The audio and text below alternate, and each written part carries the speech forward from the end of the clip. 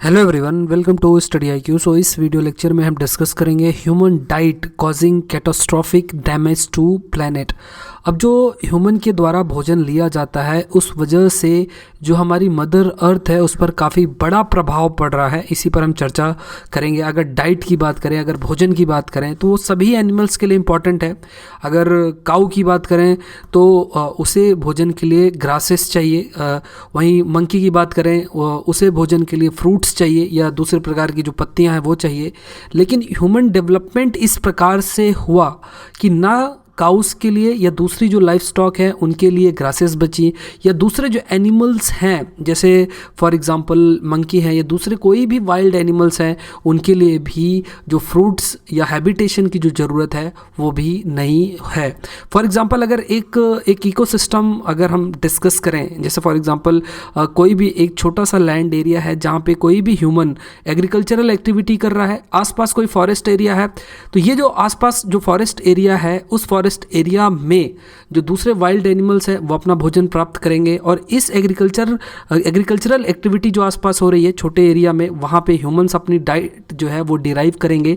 और आसपास अगर कोई ग्रास लैंड है या फिर जो भी वेस्ट होता है एग्रीकल्चर का, उससे दूसरे जो लाइफ स्टॉक हैं, काऊ है या दूसरी जो लाइफ स्टॉक है, वो अपना भोजन डिराइव करेंगे। लेकिन आज ये समय आ गया है कि जो अनबैलेंस कॉज हो रहा है, जिस प्रकार का हम डेवलपमेंट मॉडल फॉलो कर रहे हैं, तो उसमें ये देखने को मिल रहा है कि ये जो फॉरेस्ट एरिया है इसको क्लियर करके क्या देखने को मिल रहा है कि यहाँ पे बड़ी बड़ी बिल्डिंगें बनाई जा रही हैं या फिर यहाँ पे बड़े बड़े जो खेत हैं वो बनाए जा रहे हैं, जिससे कि इकोसिस्टम भी डैमेज हो रहा है और इकोसिस्टम का जो इक्विलिब्रियम है, जो बैलेंस है, वो भी अफेक्ट हो रहा है। तो ये सारे फैक्टर्स अगर देखा जाए तो उससे जो हमारे मदर अर्थ है उस पर काफ़ी बड़ा प्रभाव पड़ेगा। तो इन्हीं सारी बातों पर हम चर्चा करेंगे। साथ में बहुत ही इंपॉर्टेंट एक रिसर्च हाईलाइट कर रही है कि किन फैक्टर्स की वजह से ऐसा डैमेज हो सकता है। तो इन सारी बातों पर चर्चा करेंगे। This video is presented by me, my name is Saurabh Pandey. इस लेक्चर का PPT आप मेरे फेसबुक पेज से डाउनलोड कर सकते हैं। माई ID सौरभ पांडे 009। अगर आप किसी भी एग्जाम की प्रिपरेशन कर रहे हैं, SSC है, बैंक है, या UPSC है, या SSC JEE है, या रेलवे है, या डिफेंस है, या UGC नेट की तैयारी कर रहे हैं, तो आप studyIQ.com वेबसाइट विजिट कर सकते हैं या फिर इन नंबर्स पे कॉल कर सकते हैं और इन कोर्सेज के बारे में जानकारी हासिल कर सकते हैं। प्रश्न देख लेते हैं। अगेन काफ़ी इंपॉर्टेंट प्रश्न है और ये प्रश्न आपके GS पेपर 3 में पूछा जा सकता है। और प्रश्न है अगेन 10 मार्क्स का है। तो प्रश्न है human diet causing catastrophic damage to planet. तो जो लेक्चर का टॉपिक है उसी को आपको एक्सप्लेन करना है, तो बहुत ध्यान से इस लेक्चर को सुनना है and then try to answer this question. चलिए स्टार्ट करते हैं। तो अगर बात करें इस रिसर्च की, तो ये रिसर्च पब्लिश हुई है लैंसेट में, जो कि एक मेडिकल जर्नल है। उस पर यह बताया गया है कि जिस प्रकार से जो ह्यूमन बींग्स हैं फूड को प्रोड्यूस करते हैं और जिस प्रकार से उसका सेवन करते हैं, तो ये रिस्पॉन्सिबल हो सकता है फ्यूचर में बहुत सारे लोगों की मृत्यु के लिए, मिलियंस ऑफ डेथ्स के लिए रिस्पॉन्सिबल हो सकता है, या फिर जो प्लैनेट है उसमें कैटास्ट्रॉफिक डैमेज, एक बहुत बड़ा प्रभाव भी डाल सकता है। अब अगर बात करें ह्यूमंस की, तो ये माना जाता है कि हमारी जो पॉपुलेशन है ह्यूमंस की वो 10 बिलियन तक पहुंच सकती है बाय 2050, जो कि काफ़ी ज़्यादा है। मतलब आपको हर साल लगभग 10 बिलियन माउथ्स फीड करना है। तो इसके लिए आपको एग्रीकल्चरल एक्टिविटीज़ पर भी ध्यान रखना है और फूड की डाइवर्सिटी भी काफ़ी बढ़ गई है। लोगों की अगर बात करें तो लोगों को फूड ग्रेन्स भी चाहिए, प्रोटीन कंटेंट भी चाहिए और भी दूसरे प्रकार के फूड चाहिए। और इसके लिए क्या है, इन सारे फूड प्रोडक्ट को ग्रो करना है, कई फूड प्रोडक्ट्स को आपको प्रोसेस करना है। इसलिए क्या है कि काफ़ी बड़ा चैलेंज है। इसके बावजूद भी अगर प्रेजेंट डाटा की बात करें तो लगभग 1 बिलियन के आसपास लोग भूखे रहते हैं। लगभग 2 बिलियन के आसपास जो लोग हैं वो बहुत ज़्यादा खा रहे हैं। यहाँ पे कॉन्ट्राडिक्टरी चीज़ें हैं कि 1 बिलियन है जिन्हें कुछ खाने को नहीं मिल रहा है, 2 बिलियन ऐसे लोग हैं जो कि बहुत ज़्यादा खा रहे हैं। मतलब माल न्यूट्रिशन, जो हम कहते हैं ओवर न्यूट्रिशन, वो सफ़र कर रहे हैं और उस वजह से भी या मोटापा है या जो हार्ट की डिसीज़ है या डायबिटीज़, ऐसी बीमारियाँ फेस कर रहे हैं। लगभग 11 मिलियन के आसपास प्रीमेच्योर डेथ हो रही हैं हर साल, जो कि काफ़ी बड़ा नंबर है। अब ये जो ग्लोबल फूड सिस्टम है जो कि अक्रॉस द वर्ल्ड फॉलो किया जाता है, तो इसमें 3 फैक्टर्स सामने रखे गए हैं कि इस ग्लोबल फूड सिस्टम की वजह से एक तो ग्रीन हाउस गैस का एमिशन होता है, दूसरा बायोडाइवर्सिटी का लॉस होता है और तीसरा डेडली एल्गी ब्लूम्स होता है। तो तीनों को समझते हैं। पहले ये समझ लेते हैं कि ग्रीन हाउस गैसेस का एमिशन कैसे होता है।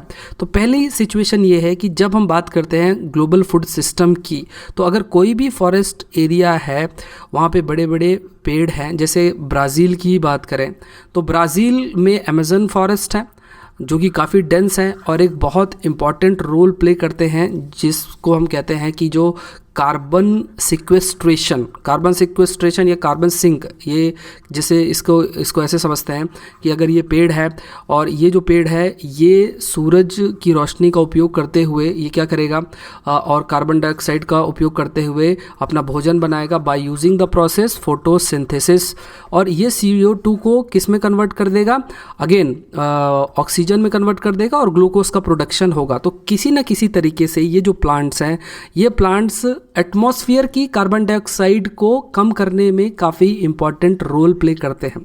अगर इस पेड़ को काट दिया जाए और यहाँ पे छोटे प्लांट्स लगा दिए जाए, जैसे राइस है या वीट का छोटा प्लांट अगर लगा दिया जाए, तो इनकी जो कैपेसिटी है ग्रीन हाउस गैस को रिड्यूस करने की, या फिर हम कहें कि जो CO2 जो कि अगेन एक ग्रीन हाउस गैस है, तो CO2 के अमाउंट को रिड्यूस करने की वो काफ़ी कम है।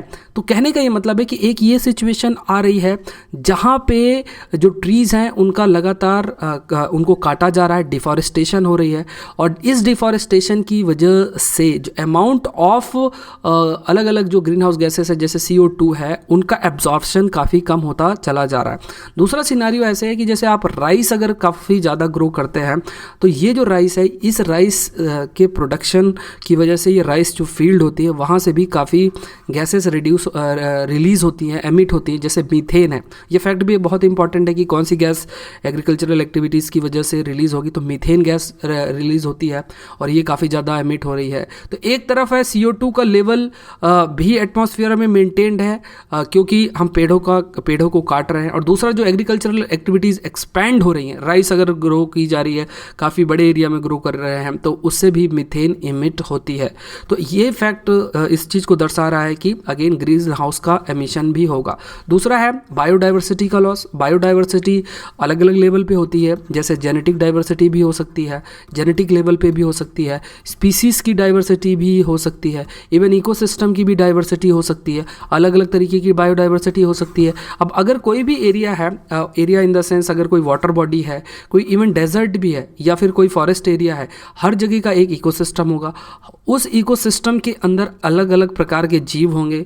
जीव का यहाँ मतलब हुआ कि फ्लोरास फॉनास हो सकते हैं, अलग अलग तरह के पेड़ हो सकते हैं, अलग अलग तरीके के एनिमल्स हो सकते हैं। तो ये क्या है कि इनको हटा के, जैसे कोई भी फॉरेस्ट एरिया है, अगर कोई भी ये फॉरेस्ट एरिया है, तो इन फॉरेस्ट एरिया को हटा के आप एग्रीकल्चरल एक्टिविटीज़ कर रहे हैं। एक एग्जांपल लेते हैं जिस पर एक सेपरेट लेक्चर भी है। ये एक है सैन आवाक्यून डेजर्ट है, जो कि अगेन कैलिफोर्निया में लोकेटेड है, USA में।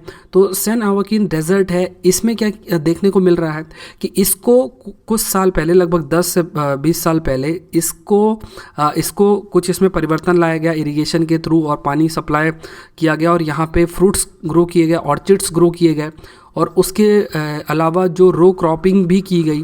और इनकी वजह से क्या हुआ कि यहाँ पे इस रीजन पे जो जीव होते थे, लगभग 35 ऐसे जीव हैं जो कि एंडेंजर्ड हो गए, क्योंकि उनका जो हैबिटेट है इन डेजर्ट में वो ख़राब हो गया, क्योंकि यहाँ पे एग्रीकल्चरल एक्टिविटीज़ हो गई। तो कहने का ये मतलब है कि जो हम फूड सिस्टम फॉलो कर रहे हैं उस वजह से भी ये जो बायोडाइवर्सिटी है उसका लॉस होता है। नेक्स्ट है एल्गी ब्लूम। ये भी बहुत इंपॉर्टेंट है।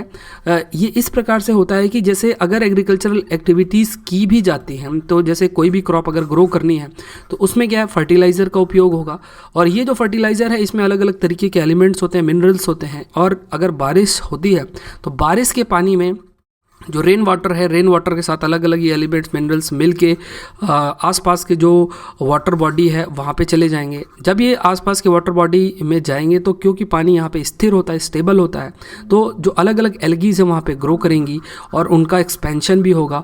तो न्यूट्रिएंट कंटेंट्स क्योंकि बढ़ रहे हैं और एल्गी काफ़ी ज़्यादा ग्रो हो रही है, तो इसे हम कहते हैं एल्गी ब्लूम। और ये एल्गी ब्लूम अगर होता है तो इसकी वजह से जो एक्वेटिक लाइफ होती है वो भी काफ़ी अफेक्ट होती है और ये रिस्पॉन्सिबल होती है, जिसे हम कहते हैं eutrophication. Eutrophication in general simple सा मतलब समझ लें कि ये जो न्यूट्रिएंट्स का एडिशन हो रहा है उसकी वजह से जो एल्गीज हैं काफ़ी ज़्यादा ग्रो करेंगी।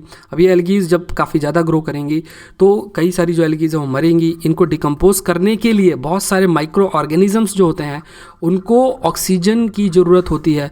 तो जो वाटर बॉडी में ऑक्सीजन है उसका उपयोग ये जीवाणु कर लेते हैं, और ये जो जीवाणु होते हैं क्योंकि ऑक्सीजन का उपयोग ये सारा कर लेते हैं, तो जो वाटर बॉडी है उसमें ऑक्सीजन की मात्रा काफ़ी कम हो जाती है और जो भी एक्वेटिक एनिमल्स है उनकी डेथ हो जाती है क्योंकि उसमें ऑक्सीजन नहीं होता है। तो कहने का ये मतलब है कि ये जो आर्टिफिशियल यूट्रोफिकेशन होता है ह्यूमन एक्टिविटी की वजह से, ये यूट्रोफिकेशन जो प्रमोट हो रहा है इससे भी काफ़ी ज़्यादा डैमेज कॉज हो रहा है। तो जिस प्रकार का हम फूड सिस्टम फॉलो करेंगे उस प्रकार से अलग अलग तरीके के डैमेज एटमॉस्फेयर में भी देखने को मिलते हैं और वाटर बॉडी में भी देखने को मिलता है और लैंड एरिया में जो बायोडाइवर्सिटी है वहाँ भी देखने को मिलता है। अगर एग्रीकल्चर की ही बात करें तो एग्रीकल्चर की वजह से लगभग प्लैनेट अर्थ है उसका जो लैंड सरफेस है वो नियरली हाफ मतलब 50% पूरी तरीके से ट्रांसफॉर्म हो गया है और लगभग 70% ये जो लैंड सरफेस है वो रिस्पॉन्सिबल किसके लिए है। अगेन काफ़ी इंपॉर्टेंट है क्योंकि ये लैंड सरफेस अर्थ की हमें पानी भी प्रोवाइड करती है। क्योंकि एग्रीकल्चर एक्टिविटीज़ काफ़ी ज़्यादा हो गई है इस वजह से क्या है कि 70% के आसपास जो ग्लोबल फ्रेश वाटर सप्लाई है उसका उपयोग भी कर लिया जाता है एग्रीकल्चर एक्टिविटीज़ में।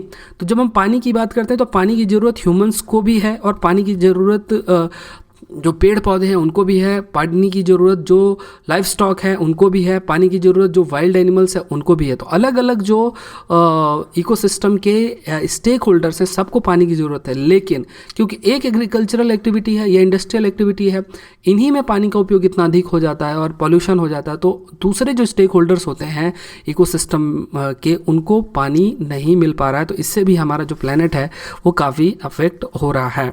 तो ये है कि 10 बिलियन पीपल हैं, उन्हें हमें फीड करना है 2050 तक।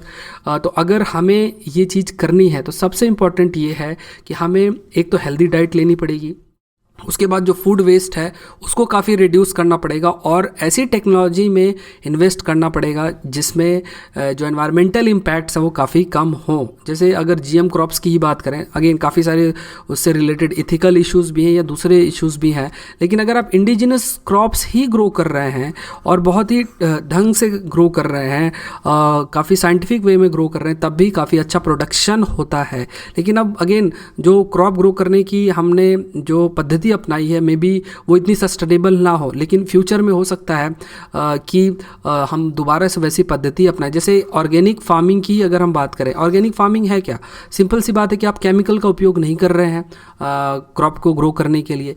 तो कहने का ये हुआ कि मतलब कि पहले के टाइम पे अगर एंशिएंट की बात करें, मिडेवल की बात करें या स्टार्टिंग स्टेज में जब आपके पास बड़ी बड़ी कंपनीज नहीं थी जो कि फर्टिलाइजर्स का प्रोडक्शन करती थी, तो उस समय जो भी फार्मिंग होती थी वो ऑर्गेनिक ही होती थी, किसी भी प्रकार का केमिकल का उपयोग होता ही नहीं था। लेकिन अगेन क्योंकि हमें प्रोडक्शन, जैसे जो ग्रीन रिवोल्यूशन आया भारत में ही, जो ग्रीन रिवोल्यूशन आया तो उसके बाद से क्या है कि बहुत ज़्यादा फर्टिलाइज़र का उपयोग होने लग गया। अब ये फर्टिलाइज़र का जो उपयोग हुआ तो उससे हमारा प्रोडक्शन तो बढ़ गया, लेकिन मतलब शॉर्ट टर्म तो हमें बेनिफिट मिल गया, लेकिन लॉन्ग टर्म में सारी जो लैंड्स है वो ख़राब हो गई, उनमें उनकी जो फर्टिलिटी है वो कम हो गई। इसके अलावा क्या देखने को मिल रहा है कि और भी दूसरे जो इम्पैक्ट है वो भी देखने को मिल रहा है। तो कहने का ये मतलब है कि जो ऑर्गेनिक फार्मिंग हम पहले करते थे अब दोबारा से हमें कहा जाता है कि आप ऑर्गेनिक फार्मिंग करें, और ये जो ऑर्गेनिक फार्मिंग है इसकी काफ़ी डिमांड भी है।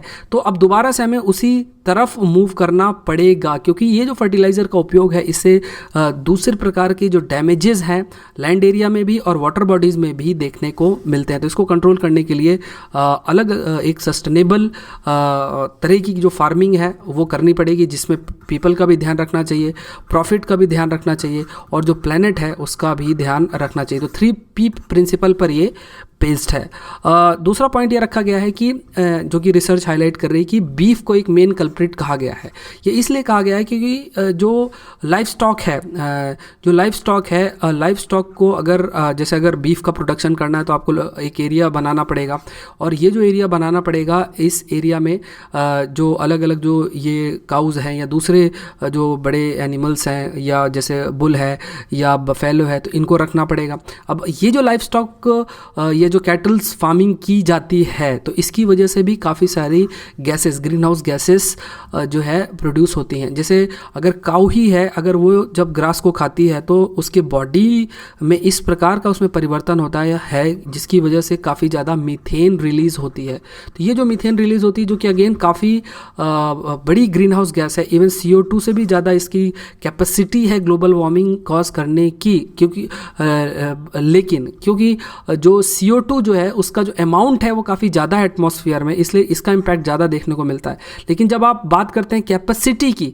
तो ग्लोबल वार्मिंग कॉज करने की जो कैपेसिटी है वो मीथेन की काफ़ी ज़्यादा है अगर आप कंपेयर करें CO2 से। तो ये जो लाइफ स्टॉक फार्मिंग की जाती है, कैटल फार्मिंग की जाती है, तो क्योंकि जब वो ग्रास का सेवन करते हैं तो इससे मीथेन रिलीज होती है, तो ये भी रिस्पॉन्सिबल हो जाता है ग्रीन हाउस गैस के लिए। इसके अलावा क्या है कि जब हम कैटल फार्मिंग करते भी हैं तो जो फॉरेस्ट एरिया उसको क्लियर किया जाता है। तो अगर फॉरेस्ट एरिया को अगर आप क्लियर करेंगे तो जैसे हमने पहले भी डिस्कस किया है कि इससे क्या होगा कि जो अमाउंट ऑफ CO2 एब्जॉर्व की जाती थी फॉरेस्ट एरिया के द्वारा तो वो अब एब्जॉर्व नहीं की जाएगी, और अगर अब एब्जॉर्व नहीं की जाएगी तो एटमॉस्फेयर में CO2 का लेवल काफ़ी बढ़ जाएगा। दूसरा पॉइंट है कि जैसे एक फैक्ट ही रखा गया सामने कि लगभग 5 किलोज ऑफ ग्रेन की रिक्वायरमेंट होती है 1 किलो मीट प्रोड्यूस करने में। तो ये जो बीफ इंडस्ट्री है या कैटल फार्मिंग जो है ये भी एक बहुत बड़ी कल्प्रिट है जो भी डैमेज प्लैनेट में हो सकता है। तो जो ये रिसर्च ने जो मेन पॉइंट्स रखे हैं वो ये रखा है कि जो रेड मीट का कंजम्पशन है उसको आप रिड्यूस करो, एटलीस्ट हाफ कर दो, जिससे आपको लगभग 2500 किलो कैलोरी की ज़रूरत होती है हर दिन अपनी डाइट में। और जो फ्रूट्स भी होते हैं, वेजिटेबल्स भी हैं, स्टार्ची वेजिटेबल्स भी हैं, अनसेचुरेटेड ऑयल भी है, कई बार एडेड शुगर्स भी होती हैं। इसके अलावा जैसे कुछ डेयरी प्रोडक्ट्स भी हो गए, होल ग्रेन्स, ड्राई बीन्स, अलग अलग तरीके की चीज़ों का उपयोग किया जाता है। तो मेन पॉइंट जो रखा गया है वो ये है कि रेड मीट का कंजम्पशन आधा कर दिया जाए और जो नट्स, फ्रूट्स और वेजिटेबल्स हैं इनका कंजम्पशन डबल कर दिया जाए। ऐसी बात कही जा रही है इस रिसर्च में जो कि पब्लिश हुई है लैंसेट में, जो कि एक मेडिकल जर्नल है। तो अब ये जो एस्पेक्ट है अगेन जो गवर्नमेंट्स होती हैं across the world policy level पे उनको चेंजेस लेकर आना पड़ेगा और इन पॉलिसीज़ को फिर इम्प्लीमेंट करना पड़ेगा। तो जब ये पॉलिसी इम्प्लीमेंट होंगी और कुछ रेगुलेशन लगाया जाएगा तभी जो है हमारी जो प्लेनेट है उसको बचाया जा सकता है, ग्रीन हाउस गैस का जो एमिशन है उसको काफ़ी रोका जा सकता है, और जो डैमेज प्लेनेट पे कॉज हो सकता है, पॉसिबल डैमेज जो कॉज हो सकता है उसको भी कम किया जा सकता है। सो आई होप ये वीडियो लेक्चर आपके लिए हेल्पफुल होगा। Thank you for watching the video.